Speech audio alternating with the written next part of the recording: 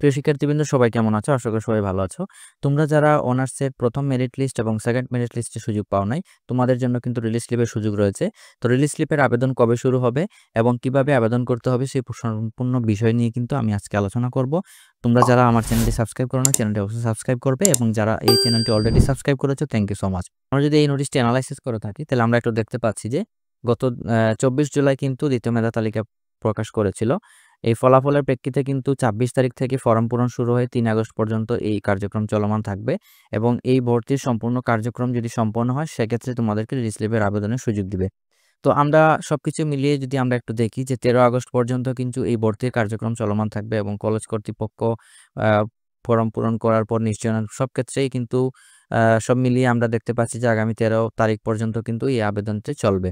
আরেকটা বিষয় বলে রাখি যে যারা আবেদনের জন্য অপেক্ষা করছে, তোমাদের স্লিপের আবেদনের ক্ষেত্রে কোনো প্রকার ফিস দেওয়া লাগবে না। রিলিজ স্লিপের আবেদনের জন্য কোনো ধরনের ফি না দিয়েও তোমরা যে সকল আবেদনকারী ভর্তি পরীক্ষায় উত্তীর্ণ হয়ে প্রথম এবং দ্বিতীয় মেধা তালিকায় স্থান পাবে না, অথবা মেধা তালিকায় স্থান পেয়ে ভর্তি বাতিল করবে, অথবা মেধা তালিকায় স্থান পেয়েও বরাদ্দকৃত বিষয়ে ভর্তি হবে না, সে সকল আবেদনকারী বিষয়ভিত্তিক শূন্য আসনে থাকা সাপেক্ষে ৫টি কলেজে আলাদাভাবে বিষয় পছন্দক্রম নির্ধারণ করে রিলিজ স্লিপের আবেদন করতে পারবে।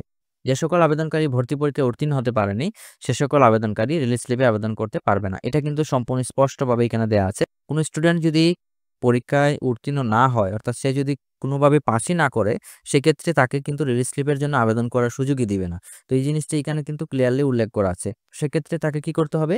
যারা রেজাল্ট পাসই করে নাই তাদেরকে কিন্তু ডিগ্রিতে ভর্তি হতে হবে। তো ডিগ্রি পাসের জন্য ডিগ্রি স্নাতক পাস যাকে আমরা বলি, তো স্নাতক পাশে আবেদনের করার জন্য কিন্তু পরবর্তীতে আবার নোটিশ একটি প্রকাশ করবে, সে পর্যন্ত আমরা অপেক্ষা করব। তো রিলিজ স্লিপের ক্ষেত্রে কিভাবে আবেদন করবে সেক্ষেত্রে আমরা যদি একটু দেখি যে অনার্স অ্যাডমিশন যে ওয়েবসাইটটি রয়েছে, সে অনার্স অ্যাডমিশন ওয়েবসাইটে গিয়ে এখান থেকে তোমাদেরকে অনার্স অ্যাডমিশন এই অ্যাপ্লিক্যান্ট লগ ইন অপশনে ক্লিক করতে হবে। দেন এইখান থেকে তোমাকে আমি একটু লগ আউট করে দেখাই। এখান থেকে অ্যাপ্লিকেশন লগইন অপশনে গিয়ে তোমাকে অ্যাপ্লিকেশন আইডি এবং পিন নাম্বারটি, তোমার যে ফর্মে পিন নাম্বার এবং অ্যাপ্লিকেশন আইডি দেওয়া আছে, সেই পিন নাম্বারটি দিয়ে লগইন করতে হবে। লগইন করার পরবর্তীতে কিন্তু আমি একটু লগইন করে দেখি।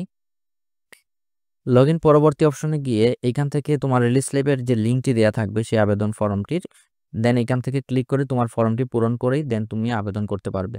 তো রিলিজ স্লিপে আবেদন করার ক্ষেত্রে কিন্তু কোনো প্রকার ফি দিতে হবে না। স্লিপের আবেদনের ক্ষেত্রে কিন্তু কলেজে যদি আসন শূন্য থাকে, সেক্ষেত্রে শূন্য আসন থাকা সাপেক্ষে কিন্তু ৫টি কলেজে আবেদন করতে পারবে।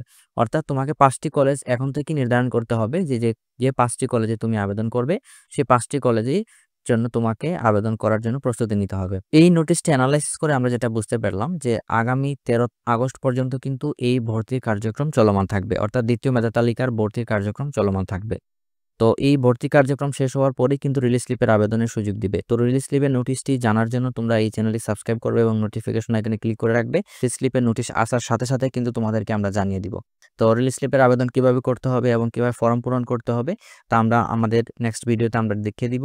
এবং যারা এখন দ্বিতীয় মেধা তালিকায় ভর্তি হচ্ছে এবং পরবর্তীতে তোমরা যারা চান্স পাবে এবং ভর্তি হবে, সেক্ষেত্রে কলেজে কি কি ফর্ম পূরণ করার জন্য কি কি কাগজপত্র জমা দিতে হবে সবগুলো বিষয় কিন্তু আমাদের চ্যানেলে একটা ভিডিও দেওয়া আছে।